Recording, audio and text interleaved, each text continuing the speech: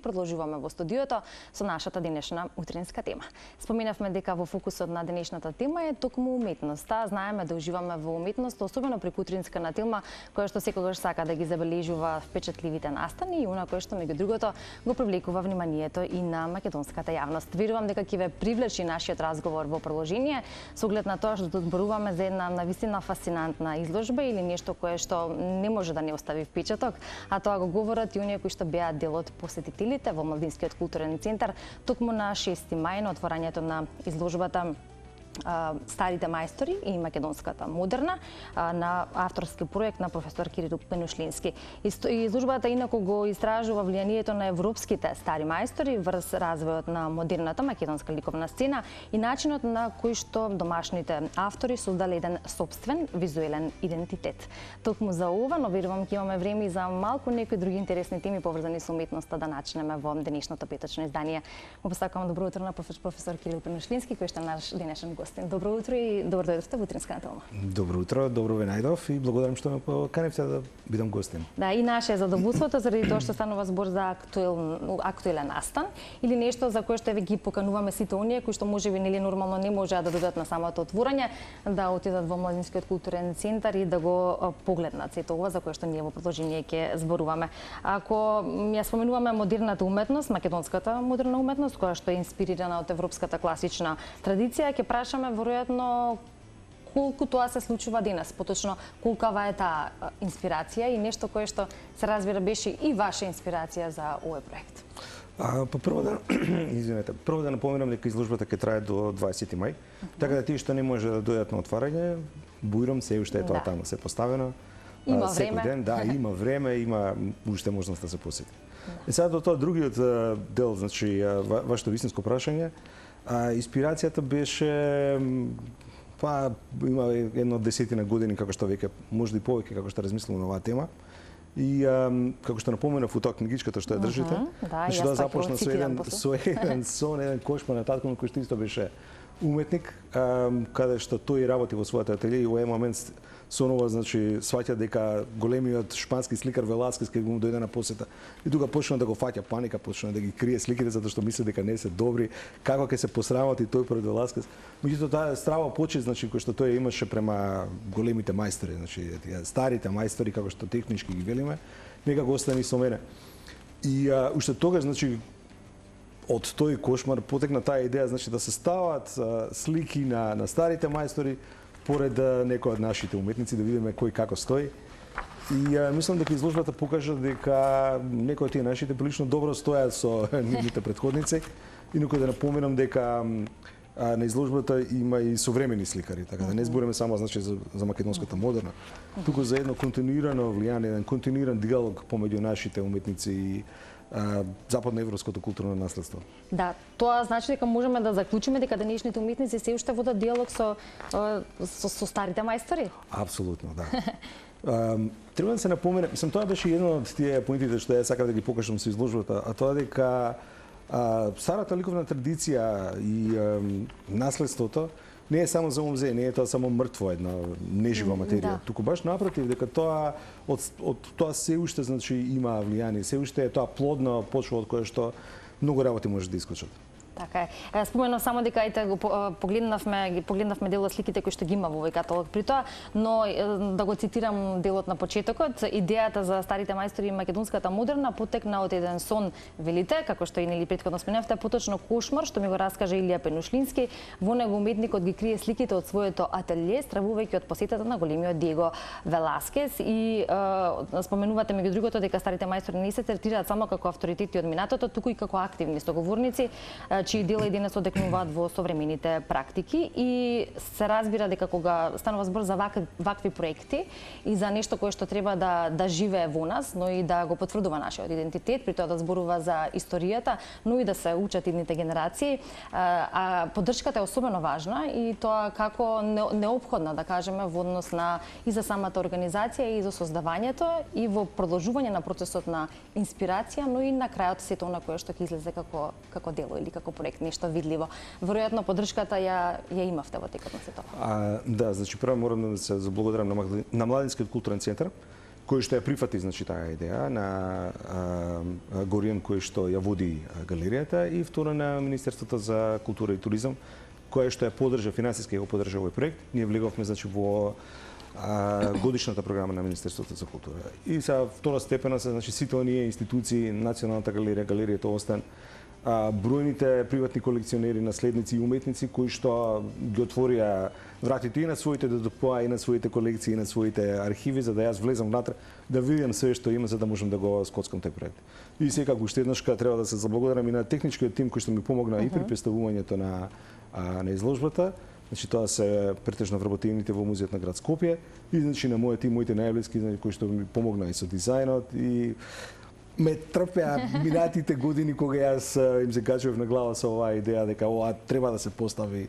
Види го овој Тицијанов како е пресликан кај нас и така натаму. Така.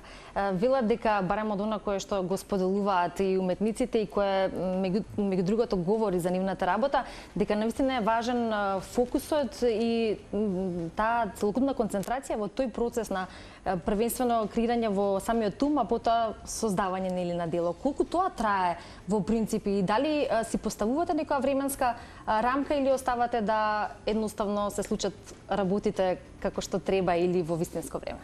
Видите, ако станува збор, значи имам прашувате за уметниците, да. Има една многу добра изрека која што во овој момент не можам да се сетам која кажа. Кој што рекол дека сликата се слика 3 пати. Еднашка се слика во глава, еднашка се слика на платно, и еднашка после тоа ќе останеш и само ќе се наслика.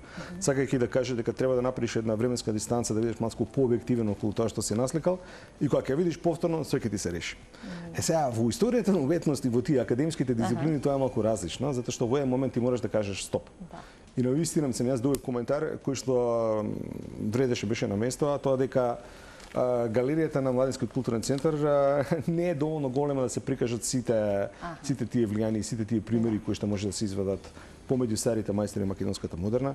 Значи мислам дека и сите сали на музеот на современа и на националната галерија. Тоа ќе праша дали имаме толку голем простор воопшто кај нас. Само ако ги споиме сите, значи поголеми институции, поголеми галерии кај нас, па заедно да направиме еден проект, сите тие зидови може да бидат пополнети со такви примери. Кои што се врвни примери и од значи тие старите мајстори, а секако и од нашето сликарство и нашата уметност. Така е, да, и тука е нели границата на она кој што го говорат уметниците во однос на отпуштањето на својата креативност и творењето, а од друга страна нешто кое што меѓу другото треба да биде навистина добро организирано и представено и една нели вистинска визија на оној кој што прави или кој што е автор на проектот. Би сакала да се задржиме уште малку на она кое што го прават македонските уметници или го учеле и трансформирале или на кој начин го правеле тоа со европското наследство и она за кое што нели и се говори делума. Па видите, мислам сега ќе настапам како историчар на уметност и професор, моите студенти веднаш ќе пропознаат од каде потекнува оваа изјава.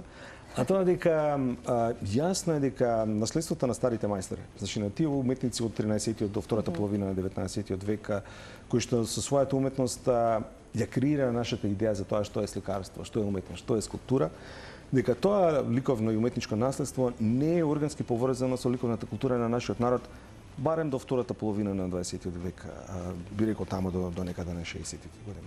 Меѓутоа тоа не значи дека нема влијание. И оваа изложба тоа го покажува. Сам на изложбата се од таа прва генерација на нашите академски образовани модерни уметници. Значи една генерација која што започнува со Пандилов кој што роди 1899, Личиновски 1901, Мартиновски 1903 и Коджуман и понатаму. Значи јас само Личиновски го изслушав. Меѓутоа во книгата јас давам и неколку други примери кои што се од творештото на Пандилов, од творештото на Томо Владимирски, значи од Никола Мартиновски, од тие први значи кои што започнуваат таа идеја за некаква модерна македонска уметност. И после тоа секако се развива, иде по следната генерација, по генерацијата после тоа за да стигнеме до современото. Врските не се во правењето на директни копии, туку напротив во поставувањето на едни исти прашања. Значи едни исти потреби кои што се човечки потреби, а кои што сега се одговараат со еден нов, модерен или современ ликовен јазик. Да. Јас ќе издвојам оно кое што исто така сметам дека е добро да го споменеме. Ние забележуваме во инсертите, односно фотографиите кои што се дел од отворањето на изложбата, односно на овој проект и меѓу нив како посетител и претседателката на државата, која што веројатно од самата самото фасцинирање впечатокот кој што го доживеала, има и направено пост на незината Инстаграм страна. Таа вели водилата на Личиновски, Лазевски, Курубин, Коџуман, Манев, Чимирски, Пеношлиски, Аврамовски, Аризанов и другите македонски сликарски великани, ја препознав не само инспирацијата од големите европски сликарски имиња и авторитети, туку и посветеното и плодно проучување и учење од нивните дела, што резултира со една лична уметничка интерпретација на исти или слични субјекти, објекти настани во различен амбиент и време. Ја изразува меѓу другото и својата благодарност, но и како задоволна за можноста да биде дел од настанот, односно со убедување дека само уметноста може да го спаси светот од небеднината. И мене ова ми остави впечаток заради тоа што во ова бурно време во кое што живееме и често пати веројатно најдени во различни ситуации за тоа да се прашуваме каде оди светот и што може да не задржи, да не сплоти, а при тоа да го продолжи нашето живење. Меѓу другото, тука ќе метнеме и нели уметноста, она кое што го креирала историјата, сегашноста, па и визијата за едината. Да, значи председателката дојде на отворањето, јас бев пријатно изненаден. Не само тоа што таа одвои време да дојде, туку и од тоа колку време остана. Јас мислам дека таа уживаше, барем се надевам дека и беше пријатно. Сега што се однесува до тоа колку уметноста може да го спаси светот, не сум сигурен дека може да го спаси светот, меѓутоа сигурно може да го промени. И тоа да го промени на добро. Има значи такви уметнички дела, без разлика дали е тоа сликарство или скулптура или архитектура, кога ќе ги видите, кога ќе застанете пред нив, нешто се случува. Значи има тука нешто кое што го менува духот, кое што го менува расположението. Депримирани сте, ќе пуштите песна и таа ќе ви помогне да ги промените мислите. Исто тоа е со уметноста. Да. Значи со визуелните уметности. Ќе гледате добар филм, ќе видите добра слика, има некаква димензија, некаква емоција, некакво човечко нешто кое што ќе ве раздрма. Така да се надеваме дека тоа позитивно влијание, значи прикажано е до некаде и во самата поставка. Да. И може да зборуваме за младата публика, веројатно со одветноите кое што можете да ни го кажете за она кое што се случува денес и за тоа дали тие имаат контакт со класичната уметност. Поточно јас би рекла дали каков е нивниот интерес, во која насока, дали постои интересот, што можеме да кажеме или да направиме споредба од некогаш и денес за младите студенти, за младите уметници, за оние можеби кои што се гледаат во тоа? Ова е едно од тие тешките прашања кои што јас како професор би требало лесно да го одговорам. Да. Меѓутоа тоа не е така. Значи јас сум професор веќе подолго време. Да. И значи ги гледам генерациите како ми доаѓаат и во секоја генерација ми се чини дека наоѓам се помалку интерес за некакво сериозен пристап.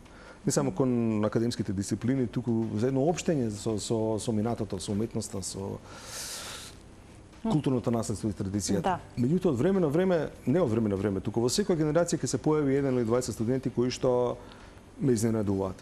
Кои што имаат, кои што се приемчиви, значи кон тоа не само јас што го предавам, туку почнуваат и сами да истражуваат. Што е добро, што покажува дека како луѓе не сме се промениле. Дека се уште значи имаме таа потреба за некаква уметност, за некаква духовност, за нешто убаво, за нешто добро, за нешто што ќе ти го промени светогледот. Да. Сега колку во младите години, значи тоа и претходното образование, тоа се поттикнува, тоа е веќе прашање за други Да. Да, за други инстанции. Во однос на тоа како се формира сето она кое што би требало да биде дел од тој баш така. образовен процес. Во контекст на младата публика и на она кое што можеме да го споменеме за уметноста денес, поточно дали еве денес уметноста се потпира повеќе на традицијата или на провокацијата, заради тоа што повторно ќе речеме времињата никогаш и денес не се исти, сосема нормално, па од тука може и инспирацијата во уметноста да е од различен извор. Секако. И добро го формулиравте ова, значи на традицијата и провокацијата. И јас мислам дека огромен дел од таа современа уметност која што денес имаме, не само кај нас, на глобално ниво, дека нема трајни вредности. Дека повеќе е важно вие да бидете шик, вие да бидете модерен, вие да бидете провокативен, да бидете шокантен, отколку да бидете вистински добар. Денеска претпоставувам Рембрандт повторно да се реинкарнира и да се роди. Ако почне да слика како што тој некогаш сликал, значи за оној Рембрандт кој што го знаеме, дека ќе биде можеби дури и несватен. Да. Ќе биде леле ти го копираш оној стариот, видиш што си направил, ова веќе не е добро, ние тоа го надминавме. Што мислам дека е погрешен пристап. Можеби треба тоа да се промени и тоа треба да се баш во оној дел на образованието што од мали години ние да почнеме да поставиме на здрав систем кој што нема да ги отфала тие трајни вредности, тие здрави, значи вредности во кои што треба да се изгради не само уметноста, туку секоја личност. Да, а сметате дека овој проект всушност може да ги врати работите во еден, да речеме, вистински колосек или како би требало да биде ако зборуваме за вистинските вредности и старите мајстори? Па овој проект е премногу малечок за таква нешта. Да, само како еден мал дел капка во морето, како видите. Како еден мал дел капка во морето, меѓутоа јас се надам дека тој ќе можеби ќе отвори некоја врата, ќе отвори некој прозор, знаеш, едно друго гледање. Па ќе видиме какво ќе биде влијанието. Ќе видиме што ќе покаже времето, впрочем толку динамично и брзо темпо на живот и веројатно сведоци на многу нешта кои што можеме да ги видиме и во насока на кое што е следно во нашиот разговор, тоа е развојот на технологијата и вештачката интелигенција и сето она кое има удел во нашето живење, па кога зборуваме за уметноста, веројатно удел токму и таму. Ќе кажеме да вештачката интелигенција може да ни биде пријател и да биде помош доколку знаеме мудро и паметно, корисно да ја употребиме, но ако тоа не го направиме така, тогаш може навистински да ни ги некако помеша картите, како велиме, во зависност од тоа што работиме. Кога зборуваме за уметноста, несомнена и неспорна е таа, нели, уметничка инспирација и тоа што уметникот ја остава својата душа во своите дела, а тоа не може да го направи вештачката интелигенција. Но од друга страна, ова кое што го споменавме, денешниот начин на живот, гледањето на работите, провокацијата како еден прилично по инспиративен мотив, тогаш дали може тука нешто да повлијае како позитивно, ќе се осврнеме секако и на позитивното, но и негативно вештачката интелигенција. Имам еден пријател кој што работи за Google и кога го прашам како си, што правиш, вика, еве го чекаме Skynet да дојде. Апропо Skynet од Терминатор. Да. Барем јас за сега таа вештачка интелигенција ја гледам само како алатка. Едно време се сликаше со темпера, па после тоа имаме еден бум, значи во текот на Ренесанса, така да што почнуваат маслените бои да бидат доминантни. И за маслото, технички кога сликате со масло, треба да чекате, значи да се исуши горниот слој, па за да згора да ги промените, да направите некакви промени ако сакате на композицијата. Значи не може плаво врз црвено, тоа црвеното мора да се осуши, инаку плавото ќе попука и ќе биде проблем. Тоа се промени пример кога дојде акриликот, кој што се суши за 2 минути. Значи веднашка можете да направите некакви корекции, да менувате некакви сликани партии. Со тоа што пример акриликот ја нема онаа тежина на маслото, каде што ти пополека може, значи, да го модулираш сликањето. Така да имаме промена, технолошка промена. Препоставувам дека и вештачката интелигенција и сите тие image creatori дека всушност се само една модерна алатка. Сега како ние ќе ги користиме, зашто ќе ги користиме, останува да се види. И јасно е дека тука ќе има и добра употреба и лошо, значи лоши примери. Тоа ќе остане на следните генерации на историчари на уметност да кажат ова било добро, ова не било добро. Да, иако веројатно станува неопходен дел од нашето живење, па дури и професорите, ако зборуваме за таа бранша или за тој дел, секако дека би требало да се служат со вештачката интелигенција како алатка, но со контрола и мудро користење, како велиме. Да, баш така. Да. Кога зборуваме за трансформацијата која што се случува постојано и се случува секаде, тогаш и уметноста доживува некаква трансформација, но никако велиме да, добро е да се случува трансформација, но да се задржи вредноста на тоа што нели е вредно, односно тоа што ја има вредноста. Кога е уметноста во прашање, дали со трансформацијата се губи, односно се менува само формата или се менува и вредноста? Кој е вашиот впечаток? Па, претпоставам дека и едно и друго, дека одговорите некаде на пола. Сите видовме што стана со таа бананата која што беше залепена за зид. Да. И сите видовме што стана, значи на една тоа во Лондон, не можам да се сетам дали беше Сотбейс или беше Кристис, за време на една аукција се продава еден цртеж на Бенкси, кој што е врамен во една малце така поголема рамка, која што искочи дека Бенкси внатри ставил шредер, така да самиот лист почна, значи да се уништува додека траеше аукцијата. Значи меѓутоа после сите тие нели шокови и трикови, најскапата слика на светот е уште еден да го наречеме портрет, една представа на Леонардо да Винчи, која што е 520 години стара. Така да тие трајни вредности, за тоа и се викаат трајни вредности, мислам, тоа станува, се знае тамо уметникот што сакал да каже, се гледа мајсторството на композицијата, на техничката обработка, па и значењето, значи на тоа дело за нашата култура, и за ликовната култура и за секојдневната култура. Ставам дека тоа е негде деликатно, значи помеѓу едното и помеѓу другото, негде на граница сме, па ќе видиме што ќе биде. Така е. Ќе го приврши беве нашиот разговор со тоа што може да упатиме порака за оние млади генерации кои некако сакаат да го задржат вистинското, природното, човечкото, а при тоа си ја познаваат својата креативност и можеби си ја пронаоѓаат во токму уметноста или креирањето. Што би порачале токму на тие млади генерации? Верувам и на вашите студенти со кои што имате секојдневна комуникација и кои како млади луѓе се доволно отворени да постават искрени прашања. Јас без вчера, значи добив едно прашање кое што е многу блиско до ова и го одговорив на следниот начин. Значи, ако сакате да научите нешто за филозофијата на смртта, ќе го читате Хамлет на Шекспир.